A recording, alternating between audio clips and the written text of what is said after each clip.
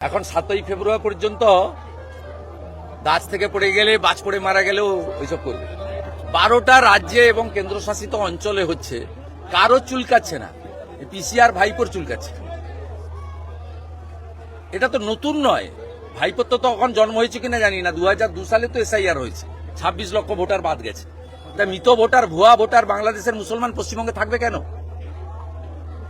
Detect, delete and deport, একটাও বাংলাদেশি মুসলমান অনুপ্রবেশকারীকে পশ্চিমবঙ্গে রাখা হবে না। কান খুলে যত পারেন চিল্লার সারাদিন ঘেউ ঘেউ করুন, কোনো অসুবিধা নেই, পরিষ্কার কথা। বিহারও করেছিলেন, কোনো লাভ হয়নি, কোনো লাভ হয়নি। মৃত ভোটার থাকবে না এখানে। গড়চক্রবেড়িয়া, ভূতামোড়, এই কেন্দামারির বিভিন্ন বুথে, দাউদপুরের বিভিন্ন বুথে, শামসাবাদে সব মৃত ভোটারের নাম ভোট দেয় এরা বিকালবেলা।